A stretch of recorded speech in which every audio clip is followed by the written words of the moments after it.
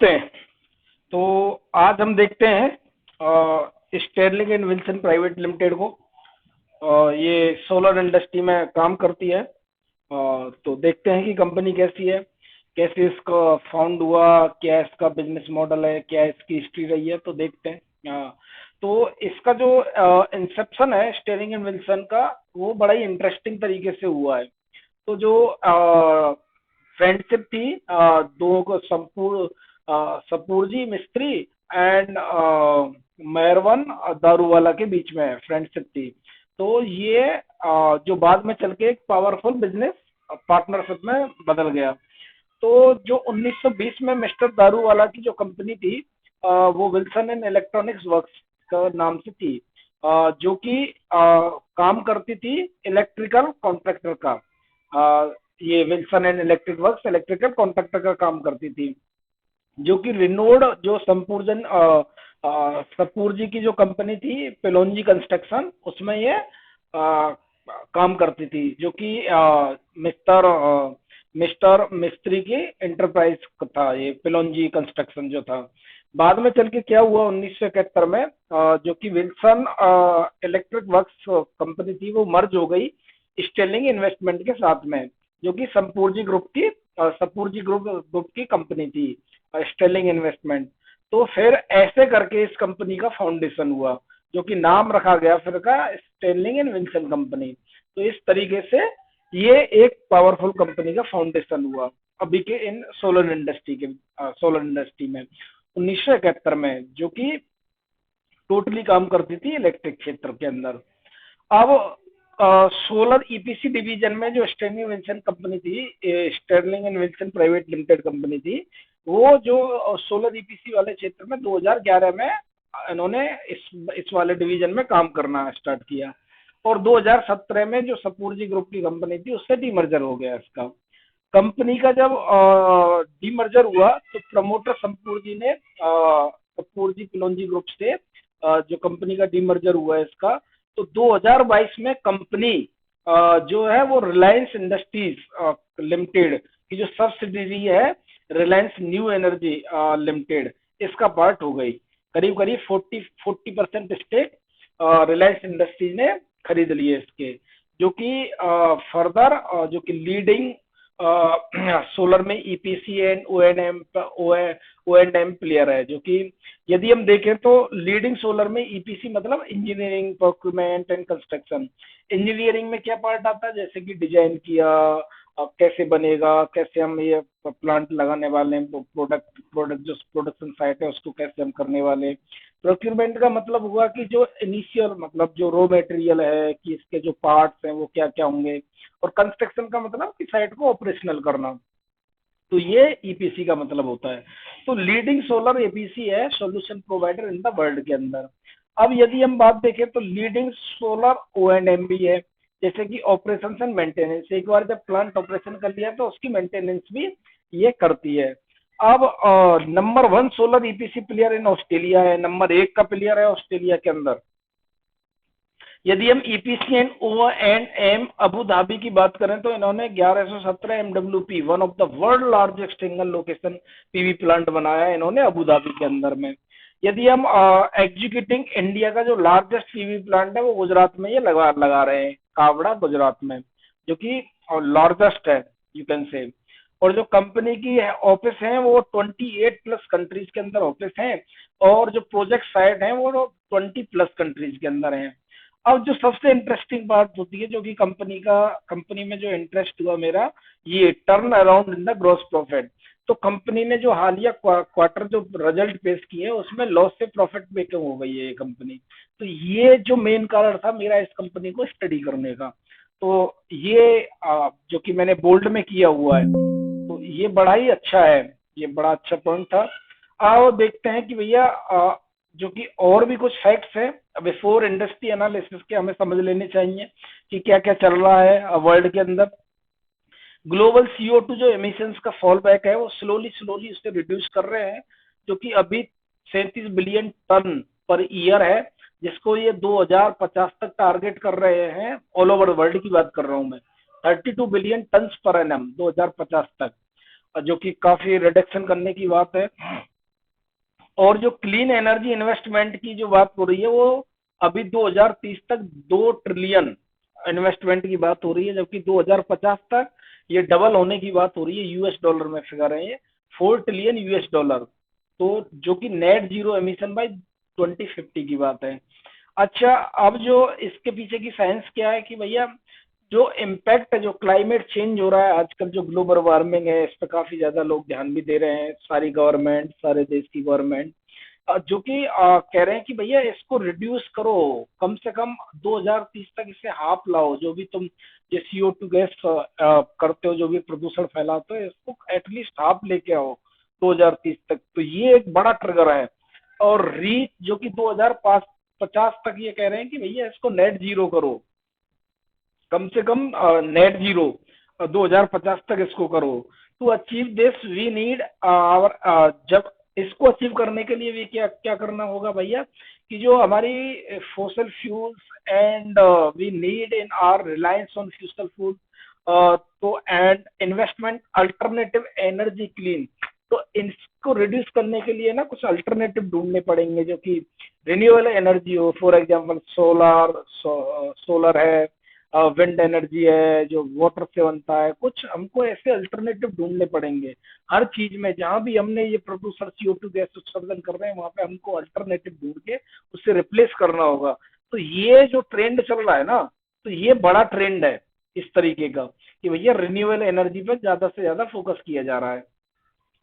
अब इसका industry overview देखते हैं कि मतलब सोलर एनर्जी आएगी, जो सोलर जो एनर्जी है या रिन्यूएबल जो एनर्जी है, तो उसका इम्पैक्ट क्या पड़ेगा।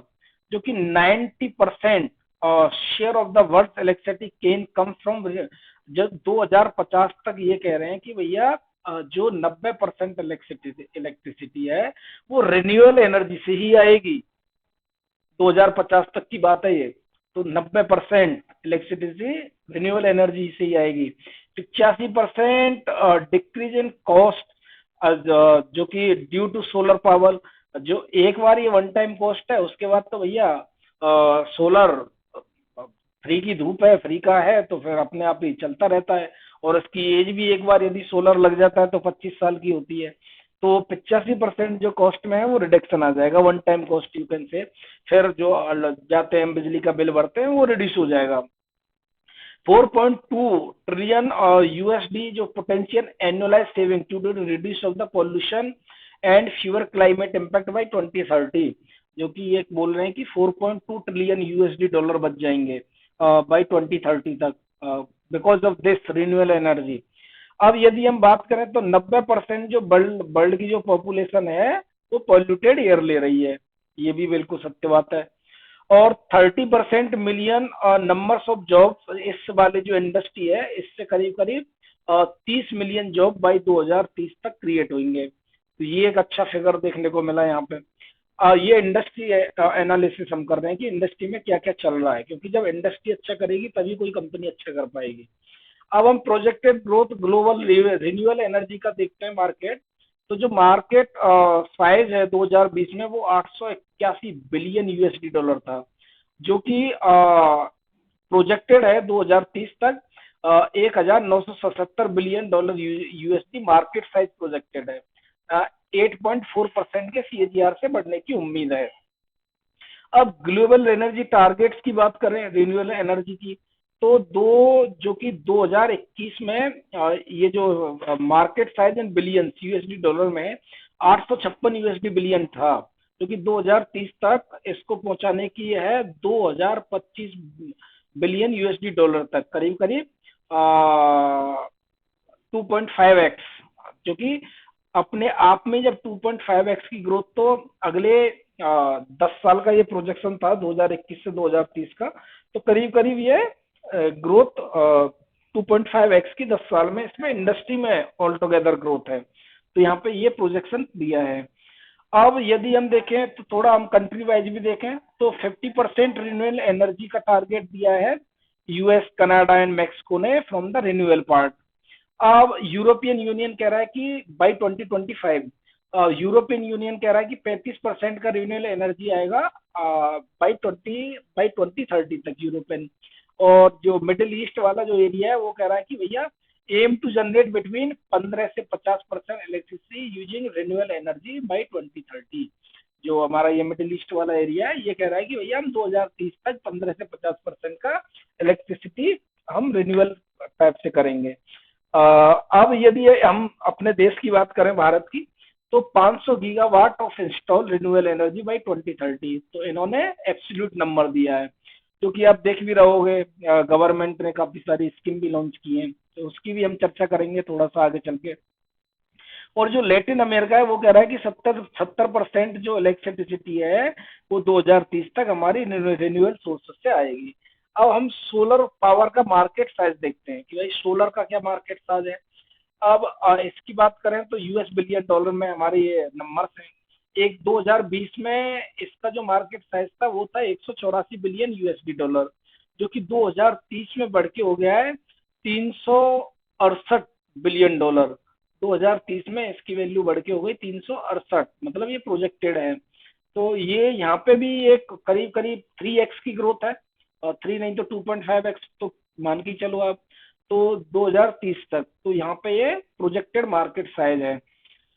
अब थोड़ा सा और जो फैक्ट है वो देखते हैं कि भैया ऐसा क्यों होने वाला है, हम क्यों ये रिन्यूएबल एनर्जी इतना चल रहा है, कि भाई क्यों चाहिए ये बेसिकली। जो इंडिया के यदि पर्सपेक्टिव में देखें तो इंडिया इसको बनाने के लिए एकदम रेडी है because of the climate change. जैसे कि उसके कुछ एग्जांपल देखें हम, क्लीन पावर है जनरेशन के, तो उन्होंने क्या किया है सोलर पावर को इंस्टॉल किया है। जैसे कि पावर जनरेशन कैपेसिटी ग्रोथ 2022 में इन्होंने एक अच्छी दिखाई है इंडिया ने। इंडिया ने 13.9 gigawatt 13.9 gigawatt of the solar capacity जो 2022 में इंस्टॉल किया था, जो कि पूरे यूके का एंटायर सोलर फ्लीट था, इन्होंने जो 2022 में इंस्टॉल किया था इंडिया ने। अगर हम टोटल सोलर कैपेसिटी इंडिया जो की है वो 62 गीगावाट है राजस्थान एंड गुजरात के अंदर, जो कि टॉप 2 स्टेट है सोलर डिप्लॉयमेंट के लिए, सोलर डिप्लॉयमेंट में। जो और इन्होंने 8.6 गीगावाट ऐड किया था 2022 के अंदर, स्लाइटली मोर देन जो तुर्की है उसका एंटायर सोलर फीट के बराबर है, ऑलमोस्ट उससे ज्यादा है, नॉट बराबर। और other state combined were also sizeable at 5.3 gigawatt, जो कि अदर स्टेट की बात करें 5.3 गीगावाट की, जो कि चिले के एंटायर सोलर फील्ड से ज्यादा है। तो इंडिया ने अपनी पोजीशन एकदम स्ट्रॉन्ग कर ली है इस वाले फील्ड में।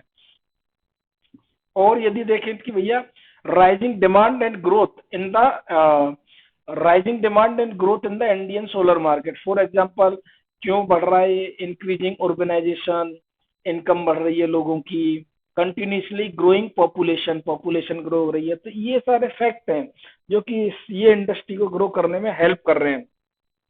और इसमें और क्या है कि भैया जो ये role of the private sector का है ना, ये बहुत ही बढ़िया रोल निभा रहा है इस वाले फील्ड में। वो कैसे कि 2021 में यदि आपने याद हो तो कोल का क्राइसिस आया था, जिससे क्या हुआ कि कोल की प्राइस बढ़ गए। जबकि कोल की प्राइस जैसे ही बढ़े तो भैया पावर जो है, पावर एक्सचेंज थे, उन्होंने इलेक्ट्रिसिटी के वो बढ़ा दिए दाम, जो कि बड़ा ही मतलब दिक्कत हो गई थी कंपनीज को। तो अब वो कंपनीज क्या है जो प्राइवेट सेक्टर वाली कंपनी है, तो वो एक ऐसा सोर्स देख रही है जो अफोर्डेबल हो, रिलायबल हो और क्लीन एनर्जी वाला हो। तो उसके लिए ये फिट बैठता है एकदम सोलर। तो ये बहुत बड़ा मतलब फैक्ट है जो कि कंपनी को दे रहा है इस वाले सेक्टर को ग्रो करने के लिए। अगर हम जियोग्राफिकल एडवांटेज देखते हैं इंडिया का, तो इंडिया का जो जियोग्राफिकल एडवांटेज है ना वो भी बहुत अच्छा है। वो क्यों? वो इसलिए क्योंकि जो इंडिया में ना 365 दिन में से ना 300 दिन ऐसे होते हैं जिनमें धूप आती है, और सोलर एनर्जी जो जनरेट होती है ना वो धूप से जनरेट होती है। तो उसके लिए ये एक अच्छा बढ़िया प्लेटफॉर्म है इंडिया का जो जियोग्राफिकल एडवांटेज है। अब इससे क्या होगा कि आपको करीब करीब 3000 आवर्स ज्यादा सनशाइन मिलती है पर ईयर, जिससे कि और ज्यादा हम इलेक्ट्रिसिटी जनरेट कर पाएंगे। अगर हम देखें तो सेक्टर प्रमोट इंडियन आत्मनिर्भर मिशन, ये पूरा जो सोलर सेक्टर है ना मोदी जी ना इसको आत्मनिर्भर बना के छोड़ेंगे। क्योंकि जो इनका जो इन्वर्टर्स है, सोलर बैटरीज है, वो ना चाइना से इंपोर्ट होती हैं। तो सोलर इन्वर्टर हुए, सोलर की बैटरीज हुए, वो चाइना से इंपोर्ट होती हैं, जो कि एकदम फुली चाइना पर रिलायंट है। तो गवर्नमेंट ने क्या किया कि भैया चाइना पे डिपेंडेंसी कम करने के लिए 2021 में सोलर इन्वर्टर पे हैवी ड्यूटी लगा दी, कस्टम ड्यूटी लगा दी, 5 से बढ़ा करके 20% किया था सोलर इन्वर्टर पे डायरेक्ट। और सोलर लैंटर्न्स पे 5 से 15% किया था, जिससे कि हमारे देश में ही इनका प्रोडक्शन हो सोलर इन्वर्टर का, जिससे कि हम अपने देश से ही खरीदें और अपने देश से जाकर के हम बाहर एक्सपोर्ट करें, और बाहर बाहर सब बाहर जाकर के बहुत सारे हम प्रोजेक्ट लगाएं। और यदि हम और भी देखें तो गवर्नमेंट ना सेक्टर को बूस्ट करने के लिए बहुत सारे इनिशिएटिव्स ले रही है। अब जैसे कि मोदी जी ने इस वाले बजट में एक रूफ टॉप करके योजना लॉन्च की थी, जो कि पहले 1 करोड़ घरों को सोलर पैनल देने वाले हैं। तो ये सारे चीजें जो हमारी आंखों के सामने हो रहा है, but somebody observe somebody don't observe, so ये चीजें हैं जो कि चल रही हैं अभी। अब थोड़ा इसका बिजनेस देखते हैं, स्टेलिंग विंसल कंपनी का बिजनेस कैसा है। तो ये जो लीडिंग सोलर ईपीसी है, जो कि engineering procurement and construction operational and maintenance solution provider company है। ये क्या करते हैं कि पहले डिजाइन करते हैं, डिजाइन करने के बाद detail engineering and procurement and construction installation commissioning and operation maintenance services under turnkey PC basis. तो ये सारी जो चीजें हैं, solution for the utility scale rooftop and floating solar power project we also offer. मतलब ये कंपनी ने बोल रही है कि भैया सोलर के क्षेत्र में जो भी तुमको करना है हम तैयार हैं सब कुछ करने के लिए, हम सब करेंगे। तो ये वाला सीन है कि बस आप हमें बताओ कहाँ पे कितना बड़ा प्रोजेक्ट लगाना है, हम लगा देंगे। तो ये सोलर के क्षेत्र में सारी चीजें प्रोवाइड करा रहे हैं, जो कि एक चाहिए कंपनी को। अच्छा, ये कंपनी जो है इसमें मार्केट लीडर है, लीडिंग सॉल्यूशन ईपीसी प्रोवाइडर और leading player of the global, और नंबर 1 प्लेयर है ये ऑस्ट्रेलिया में ईपीसी का, नंबर 1, समझ रहे हो ना। अब यदि इसके पोर्टफोलियो की बात करें तो ईपीसी पोर्टफोलियो जो है 18 गीगावाट का है, और ऑपरेशनल मेंटेनेंस पोर्टफोलियो जो है वो 7.6 गीगावाट का है। अगर इनके पास में ग्लोबल मैन पावर की बात करें तो 2208 लोग हैं इनके पास में। ईपीसी जो इनकी पेरोल पे काम करते हैं, कॉन्ट्रैक्टर भी होंगे। EPC and OM in Abu Dhabi में इन्होंने 1117 मेगावाट का one of the world largest single location इन्होंने प्रोजेक्ट लगाया है। एंड रीजनल प्रेजेंस की बात करें तो 28 कंट्रीज में इनकी रीजनल प्रेजेंस है। अगर हम EPC and OM of the NTPC की बात करें तो 3 गीगावाट प्लस का इन्होंने 2 प्रोजेक्ट लगाए हैं, executing one of the India largest PV plant at the Khavda Gujarat. और इंडिया का जो सबसे बड़ा प्लांट है वो गुजरात में ये लगा रहे हैं। अवॉर्डेड, इनको अवार्ड मिला है कुछ तो ये प्रोजेक्ट के लिए जिन्होंने इंस्टॉल किए हैं, 1570 MWP के, 1500 के MWP के 2023 के अंदर। तो ये एक बेसिक है कंपनी का। अभी और देखते हैं थोड़ा डिटेल में। अगर हम कंपनी की जर्नी की बात करें तो भैया इन्होंने 2011 में ventured into the solar EPC business में इन्होंने 2011 से स्टार्ट किया।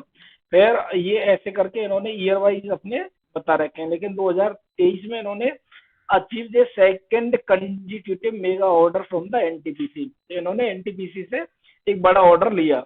अब ये 2022 में एक और चीज हुई थी, जो कि रिलायंस न्यू एनर्जी ने इसके 40% स्टेक को एक्वायर किया था, स्टील वेंसिंग रिन्यूएबल एनर्जी कंपनी के, और awarded one of the largest domestic EPC contract NTPC से इनको ये अवार्ड मिला था।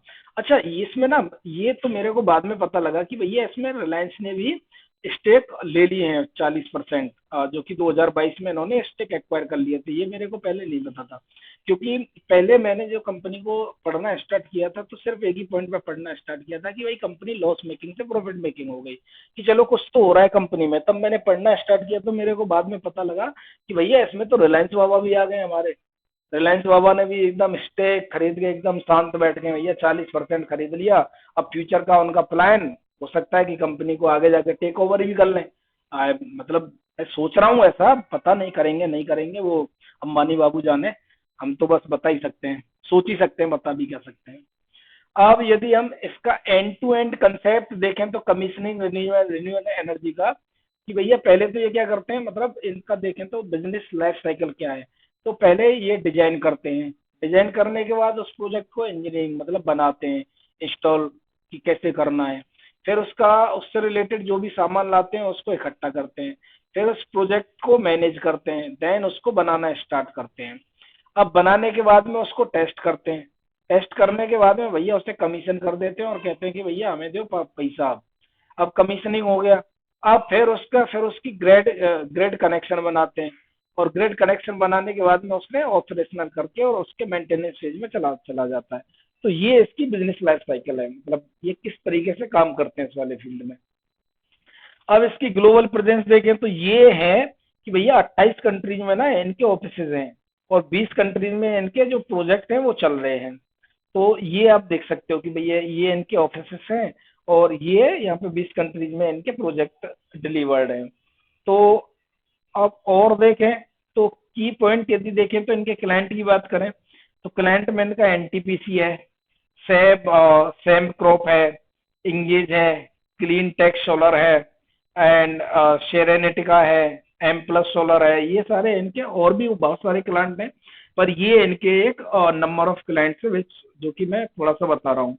और यदि इनके ऑर्डर बुक की बात करें Q4 24 के, तो इनके पास में अनएग्जीक्यूटेड मतलब जो अभी तक एग्जीक्यूट नहीं हुए हैं वो 8,084 करोड़ रुपए के ऑर्डर्स हैं अभी इनके पास में। और कंपनी ना हाल फिलहाल में ना डीलेवरेज किया है, QIP करके उस कंपनी ने अपना पेमेंट किया, रीपेमेंट किया डेट। यदि हम देखें तो इन्होंने जो कंपनी ने 27 करोड़ का डेट है अभी इनके पास में, जो कि Q3 2024 में इनके पास में डेट था 2,079 करोड़ रुपए का। तो 2,079 करोड़ रुपए का डेट पे करके केवल 27 करोड़ रुपए का डेट रह गया इनके पास में। और इन्होंने क्या किया है कि भैया एक MOU साइन किया है नाइजीरियन गवर्नमेंट और सन अफ्रीका के साथ में, to design the construct 961 MWP 961 MWP में। तो ये इन्होंने 5 लोकेशन पे ये प्रोजेक्ट लगाने के लिए इन्होंने MOU साइन किया है कंपनी के साथ में, जो कि अभी तक डील इनकी फाइनल नहीं हुई है, ये अभी तक अवेटेड है।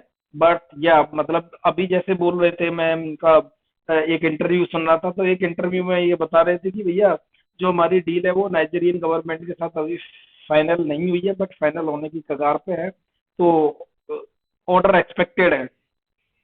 अब इनके मैनेजमेंट की बात करें तो मैनेजमेंट भाई हमारे दारूवाला जी हैं, जो कि chairman and non executive director हैं, और हमारे मिस्त्री साहब हैं, मिस्त्री साहब नॉन एग्जीक्यूटिव डायरेक्टर है।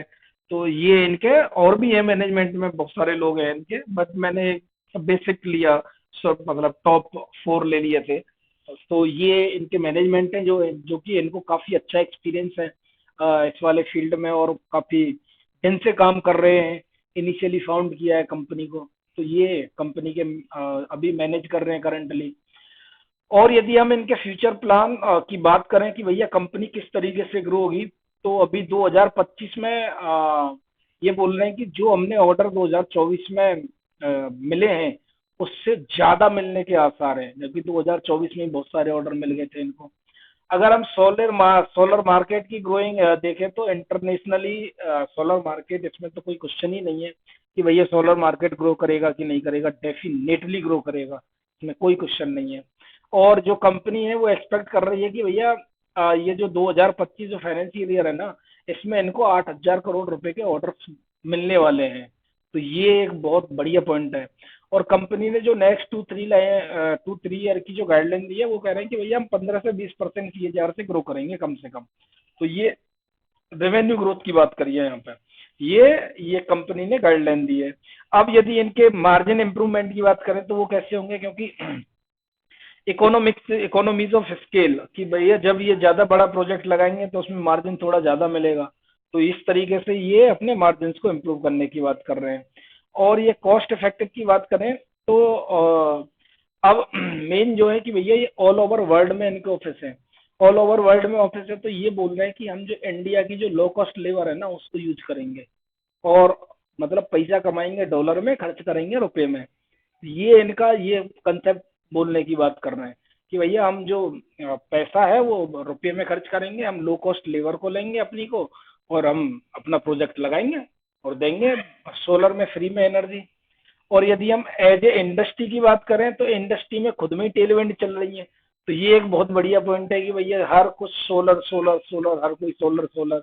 और मोदी जी तो भैया इंडिया को एकदम सोलर इंडिपेंडेंट कर ही देंगे। तो अगले 5 साल में ये बहुत बड़ा चेंज आने वाला है। अब यदि हम फाइनेंशियल की बात करें तो भैया देखो फाइनेंशियल कुछ अच्छे हैं नहीं कंपनी के। अभी इसी क्वार्टर में वो प्रॉफिटेबल हुई है कंपनी, तो फाइनेंशियल में तो कुछ ऐसा खास है नहीं। आप सेल्स ग्रोथ देखोगे तो नेगेटिव, लेकिन पिछले 12 महीने की देखें तो 51% की है। अब यदि हम प्रॉफिट ग्रोथ देखें तो 8% CAGR सी है पिछले 3 साल का, लेकिन पिछले 12 महीने की देखें तो ये 82% है। शेयर्स की प्राइस देखें तो 30% CAGR से कंपनी ने रिटर्न दिया है, लेकिन पिछले साल ये जो शेयर है ना वो 132% से बढ़ा है। ROE कुछ कंपनी का है नहीं, क्योंकि जब प्रॉफिटेबली अभी हुई है तो ROE हम क्या ही एक्सपेक्ट कर सकते हैं। मार्केट कैप की बात करें कंपनी के की तो 15,878 करोड़ रुपए का मार्केट कैप है, और करंट प्राइस की बात करें तो 681 रुपए की करंट प्राइस है। हाई की बात करें तो 699 हाई गया है और 253 का लो है। बुक वैल्यू 41 रुपए पर शेयर के पास में बुक वैल्यू है। ROC नेग्लिजिबल मानो इसे, ROE नेग्लिजिबल है, फेस इवन नेगेटिव है। सेल्स ग्रोथ 50 इस साल आई है जो भी, प्रॉफिट ग्रोथ 82 वो भी इस साल ही आई है। और खैर फाइनेंशियल तो कुछ खास अच्छे है नहीं, क्योंकि अभी जब कंपनी प्रॉफिट हुई है तो फाइनेंशियल क्या ही अच्छे होंगे। तो अभी देखते हैं कि फ्यूचर में क्या होने वाला है कंपनी में, ऐसे फ्यूचर बैट। अब यदि रिस्क की बात करें, जो मेन पॉइंट है कि क्या क्या रिस्क हो सकते हैं, यदि आप किसी भी कंपनी में इन्वेस्ट कर रहे हो तो आपको रिस्क ध्यान में रखना बहुत ही ज्यादा जरूरी हो जाता है। अब जो कंपनी है ना वो जो कंपनी जिस सेगमेंट में काम कर रही है वो हाई मैन्युफैक्चरिंग कॉस्ट है। इसमें क्यों है हाई मैन्युफैक्चरिंग, क्योंकि जो कंपनी के जो लॉट ऑफ प्रीमियम इक्विपमेंट है ना, जो कि सोलर पावर प्लांट के अंदर जो यूज होते हैं वो इम्पोर्टेड है। तो ये थोड़ा सा प्रीमियम जो कि ये कॉस्ट बढ़ा देता है। अगर हम हाई मॉड्यूल प्राइस देखें तो ट्रीटिंग प्रॉब्लम्स एंड, और दूसरा जो है कि land issues contributed to slow growth of the solar industry. क्योंकि हाई मैन्युफैक्चरिंग कॉस्ट के दो कारण हुए, एक तो कि जो हमारा प्रीमियम इक्विपमेंट है जो कि सोलर प्लांट के अंदर चाहिए होता है वो इम्पोर्टेड है, एक तो वो कॉस्ट को बढ़ा देता है, दूसरा लैंड। और किसी भी जमीन में जाकर के आप लगाओगे अपना प्लांट तो वहां पे वो एक बहुत महंगी होती है लैंड, तो ये थोड़ा इसकी जो ग्रोथ है ना उसमें रोड़ा अटका देता है थोड़ा सा। अगर हम इसकी वेस्ट, एक दूसरी प्रॉब्लम क्या हो सकती है आगे चल के, वेस्ट मैनेजमेंट। अब वेस्ट मैनेजमेंट, कोई भी इंडस्ट्री यदि कोई ग्रो करती है तो वो अपना वेस्ट प्रोड्यूस करती है। अब इसमें कोई सोलर तो ऐसा नहीं है कि भाई केमिकल में, जबकि केमिस्ट्री का एक्सेप्शन तो है नहीं। अब सोलर है तो सोलर भी आगे चल के तो वेस्ट कुछ ना कुछ तो प्रोड्यूस करेगा ही। जो कि अभी सोलर के पैनल की बात करते हैं तो उसके 25 साल की एज होती है। अगर फिर 25 साल बाद उसका क्या वेस्ट होगा, इसकी ना तो अभी कोई पॉलिसी बनी है। कैसे उसको रिसाइकिल किया जाएगा, उसकी क्या गाइडेंस होगी, उसको कैसे हम मतलब हैंडल करने वाले हैं उस चीज को, तो इसका कोई भी दूर दूर तक अभी तक तो कुछ नहीं है एज एज ए डॉक्यूमेंटेड। और दूसरा है लैंड अवेलेबिलिटी। अच्छा, दूसरा इशू, किसी भी प्लांट को लगाने के लिए ना लैंड चाहिए इसके लिए। तो लैंड की अवेलेबिलिटी में ना बहुत सारे इश्यूज आते हैं कि भाई एक तो जो लैंड ओनरशिप इशू होता है कि भैया 2 बीघे जमीन किसी के नाम है, 3 बीघा जमीन किसी के नाम है, इनको प्रोजेक्ट लगाना है बड़ा, तो उनको सबको एक सम्मति में लेके आओ। दूसरा जो लोकल पॉलिटिक्स होती है कि भैया नहीं ये इसका है, इसके साथ तो मैं नहीं जानेगा, इसके साथ भले ही चला जाऊंगा। ये लोकल पॉलिटिक्स की बहुत बड़ी दिक्कत होती है लैंड को एक्वायर करने के अंदर। और तीसरा आ जाता है, मतलब चौथा आ जाता है फिर इंडस्ट्री रिस्क। इंडस्ट्री रिस्क क्या होता है, जैसे part of the EPC industry में कंपनीज की जो ग्रोथ है वो डायरेक्टली डिपेंडेंट है ग्लोबल सोलर इंडस्ट्री पे। अगर किसी भी कारण ग्लोबल सोलर इंडस्ट्री के अंदर में यदि डाउनफॉल आया तो ये डायरेक्टली कंपनी के प्रॉफिट एंड लॉस स्टेटमेंट को जाकर के हिट कर जाएगा। तो क्योंकि ये टाइटली कपल्ड है ऑल टुगेदर, यदि इंडस्ट्री अच्छा करेगी तभी ये कंपनी अच्छा कर पाएगी।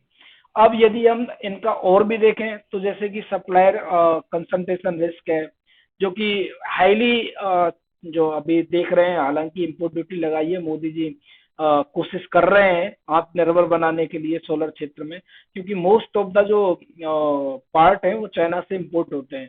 तो अगर बाई चांस किसी कारणवश वो पार्ट नहीं मिले या महंगे मिले तो फिर कंपनी के दिक्कत आ जाएगी। अ, दूसरा है मॉड्यूल प्राइस हाईएस्ट रिस्क। तो मॉड्यूल प्राइस जैसे जो कंपनी का जो इनपुट है, इनपुट जैसे कि पॉली सिलिकॉन जो है इज की इनपुट है for the cell and module manufacturer. जो हम सोलर का बनाते हैं उसमें जो सोलर का जो प्लेट होती है ऊपर वाली, उसमें जो मेन जो इनपुट कॉस्ट लगता है वो पॉली सिलिकॉन होता है। अगर उसके प्राइस बढ़ गए तो फिर इनके डायरेक्ट जा करके हिट कर देगा इस पे प्रॉफिट एंड लॉस पे। क्यों कर देगा? क्योंकि मान लो कॉन्ट्रैक्ट अभी साइन हो गया, कॉन्ट्रैक्ट जैसे ही साइन हुआ इनका प्रोजेक्ट चला, प्रोजेक्ट चलते टाइम में बीच में प्राइस बढ़ गए पॉलीसिलिकॉन के, तो वो डायरेक्ट बोल देंगे जो भी इनके रॉ मटेरियल को सप्लायर होंगे कि भैया ये प्राइस बढ़ गए, ये इसका इतना प्राइस है। लेकिन आपने तो पहले कॉन्ट्रैक्ट साइन कर दिया एबीसी कंपनी के साथ में कि इतने में हम आपका प्रोजेक्ट लगा देंगे, तो ये अपनी प्राइस को तो ट्रांसफर कर नहीं सकते हैं। तो इस केस में ये दिक्कत हो जाएगी इनके साथ में। अच्छा, और एक है जियो पॉलिटिकल रिस्क। आजकल देख रहे हो कि भाई कभी इसराइल इस पे अटैक कर रहा है, कभी यू रूस यूक्रेन चल रहा है, कभी कुछ चल रहा है, कभी कुछ चल रहा है। अगर ये दिक्कत, ये वॉर वॉर ना, पॉलिटिकल इश्यूज रहते रहे तो भी कंपनी ना अच्छे तरीके से ना ही कोई प्रोडक्ट मिलेंगे, ना ही कोई प्रोजेक्ट मिलेंगे, ना वो लगा पाएंगे, तो भी वो प्रॉफिट एंड लॉस पे जाकर के हिट करेगा। क्योंकि जब कंपनी को काम नहीं मिलेगा तो मतलब क्या ही करेंगे फिर वो। और तीस तो और एक है कम्पिटेटिव रिस्क। हालांकि इसमें कोई ऐसा वो कम्पिटेटिव एडवांटेज तो है नहीं, क्योंकि भाई है क्या, सोलर इंडस्ट्री। मतलब देखा जाए तो इस कंपनी का मॉडल क्या है, बिजनेस मॉडल क्या है? बिजनेस मॉडल तो बड़ा ही सिंपल सा है कि भैया हमने आपसे जाकर के कनेक्ट किया एबीसी कंपनी से, एबीसी कंपनी ने हमने कहा कि हम आपका प्लांट लगा देंगे, आप बताओ कितने में। उन्होंने डीलिंग की कि भैया हमको 1 रुपए में आपका, 1 रुपए में तो ऑब्वियसली नहीं लगेगा, पर एज एग्जाम्पल बता रहा हूँ, हमें 1-2 रुपए में हमें ये प्लांट लगा के दे दो। हमने कहा ठीक है भाई, डील साइन, हम लगा देंगे आपका प्लांट, हमें जमीन बताओ, लगाना कहाँ है, हमें जगह बताओ। हमने ये बताया, हम गए अपने दूसरे सप्लायर के पास में, जो जो सामान चाहिए हमने वो सामान खरीदा, लेबर पकड़ी, जा करके इंस्टॉल करवा दिया। तो ऐसे कोई कम्पिटिटिव एडवांटेज तो है नहीं, बड़ा ही सिंपल सा बिजनेस है। तो ये एक कंपटीशन रिस्क है, कल को आकर के कोई भी खोल के बैठ जाएगा, तो ये बड़ी मतलब वो है। तो ये भी ध्यान में रखना पड़ेगा कि किस तरीके से कंपटीशन को हैंडल करते हैं। और it has a limited potential to pass on the entire price to the increase. अब मान लो जो भी आप प्रोजेक्ट लगा रहे हो उस बीच में किसी भी कारणवश सोलर पैनल की प्राइस बढ़ गई, तो आप उसे एंटायरली पास नहीं कर सकते हो किसी भी एबीसी कंपनी पे। तो उस केस में ना आपको लॉस बुक करना ही पड़ेगा। तो ये एक बड़ा रिस्क है। और दूसरा है कि जो रॉ मटेरियल के प्राइस हैं वो फ्लक्चुएट होते रहते हैं। जैसे कि अभी कुछ दिन पहले मैं एक आर्टिकल पढ़ रहा था, अभी जो सोलर पैनल के प्राइस हैं वो बड़े ही डाउन हो गए हैं, जो कि आज से 2-3 साल पहले वो बड़े हाई थे, 1-2 साल पहले। तो ये सारे रिस्क हैं जो किसी भी कंपनी को इस कंपनी के रिगार्डिंग, और रिस्क को ज्यादा फोकस करना चाहिए कि डाउनफॉल कहाँ कहाँ से आ सकता है कंपनी के अंदर। तो ये सारे डाउनफॉल हैं जो कंपनी को हिट कर सकते हैं। तो कंपनी का यदि ओवरऑल देखें, जिस इंडस्ट्री में ये काम कर रही है वो इंडस्ट्री डेफिनेटली ग्रो करेगी। लेकिन कंपनी का बिजनेस बिजनेस मॉडल बड़ा ही सिंपल सा है। अगर इन्होंने अपने रिलेशन, इसमें दो दो एडवांटेज मुझे लगते हैं। एक तो लगता है इकोनॉमीज ऑफ स्केल, तो और एक लगता है डिस्ट्रीब्यूशन नेटवर्क चैनल, क्योंकि इसकी जो प्रेजेंस है ना वो 28 कंट्रीज के अंदर है। और इकोनॉमीज स्केल, क्योंकि इनका जो सेटअप करना था वो सब सेटअप है, बस इधर से उठा के उधर, उधर से उठा के इधर लगा देना है। तो ये किसमें मुझे दो एडवांटेज दिखते हैं कंपनी के अंदर। तो आज के लिए इतना ही, दैट्स ऑल।